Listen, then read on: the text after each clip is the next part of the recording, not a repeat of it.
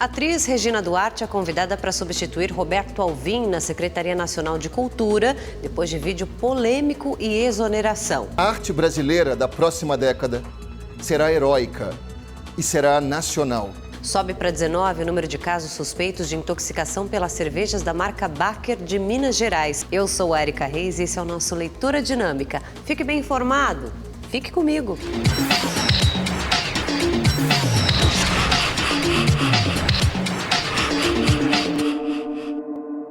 Olá, boa noite. O governo federal convidou a atriz Regina Duarte para assumir a Secretaria Nacional de Cultura. Ela deve dar uma resposta nesse sábado. O ex-comandante da pasta, Roberto Alvim, foi exonerado. Em um vídeo, ele repetiu alguns trechos de um discurso nazista.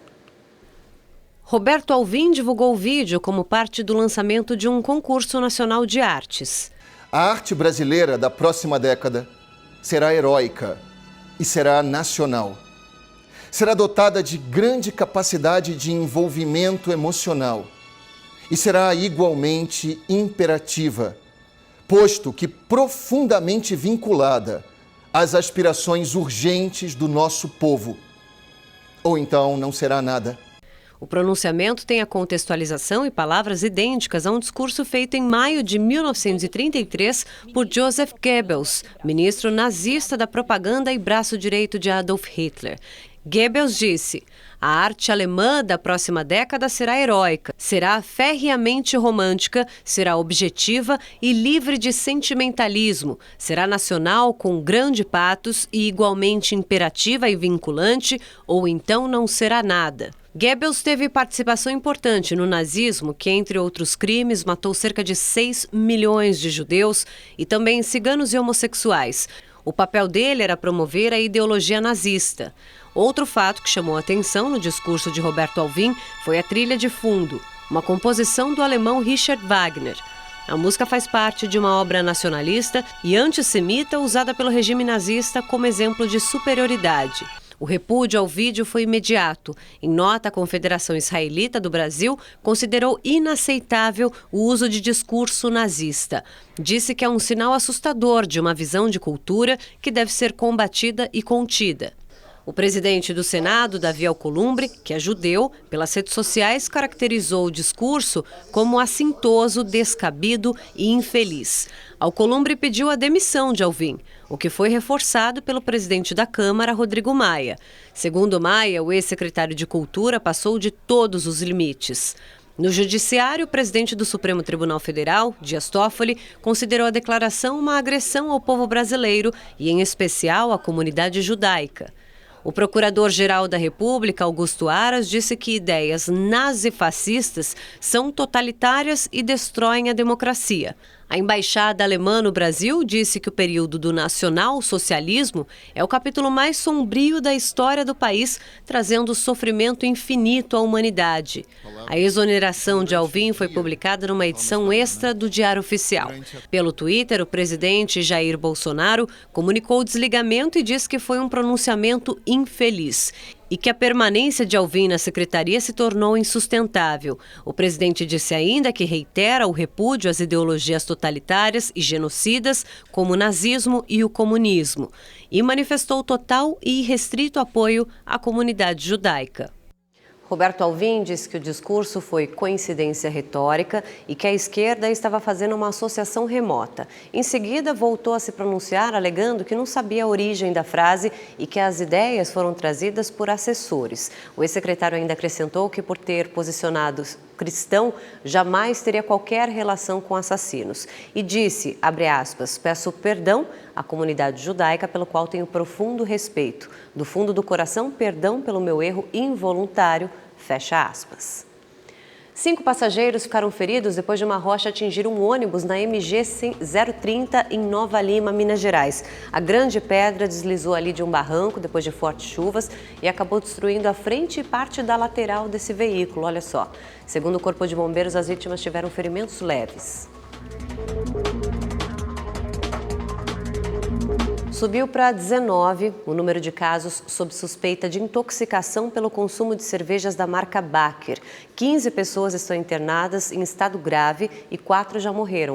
O corpo da 4ª vítima foi enterrado em Belo Horizonte.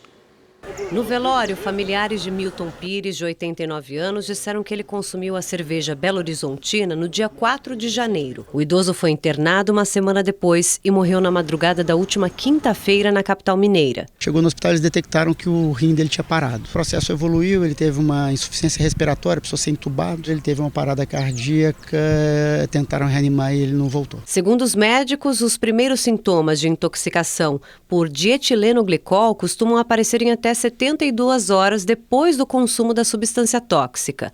São náuseas, vômito, desconforto abdominal e dificuldade para urinar. E o quadro pode ser ainda mais grave. Muitas vezes elas podem apresentar também um quadro neurológico, que é uma turvação visual, às vezes já com uma cegueira, uma paralisia facial e uma paralisia descendente. Ela começa a perder os movimentos da cabeça para baixo. Nesta sexta-feira, a Anvisa, que é a Agência Nacional de Vigilância Sanitária, interditou por 90 dias todas as cervejas produzidas pela Baker, cuja data de validade seja igual ou posterior a agosto de 2020. A medida vale para todo o Brasil e os comerciantes devem retirar os produtos das prateleiras. A agência também lacrou uma empresa fornecedora de produtos químicos para a Baker. A cervejaria alega sabotagem e entregou à Justiça um vídeo que comprovaria a acusação. O Ministério da Agricultura confirmou que 21 lotes de 8 rótulos da marca estão contaminados. A cervejaria conseguiu na Justiça o direito de engarrafar bebidas que não estão contaminadas. Olha só, uma operação do Ministério Público contra integrantes de torcidas organizadas do Internacional cumpriu 16 mandados de prisão no Rio Grande do Sul.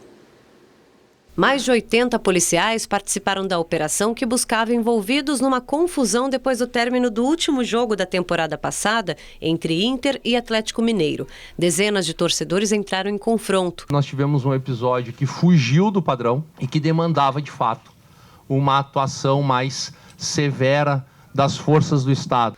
A conclusão do Ministério Público foi de que 3 torcidas organizadas combinaram a briga. A operação apreendeu 11 celulares que vão ajudar nas investigações, drogas e uma balança de pesagem. O MP quer descobrir se há relação entre as torcidas e facções criminosas. Nós trabalhamos, até o presente momento, com torcidas organizadas. Nós vamos ver quem pertence a quem, se eventualmente há aí a torcida A, dissidência dentro da torcida A, enfim. O mercado da bola segue agitado. O atacante Pedro desembarcou no Rio de Janeiro. Ele chega por empréstimo da Fiorentina ao Flamengo até o fim do ano. O jogador tenta retomar o bom futebol que o levou à Itália e até mesmo ser convocado para a seleção brasileira. No Fluminense, o dia foi de apresentação. O volante Hudson vestiu a camisa do Flu e falou das principais características dele. Sou um volante que tem os desarmes, a marcação, acho que como primeira grande característica, mas que também tem chegada no ataque, municia o ataque.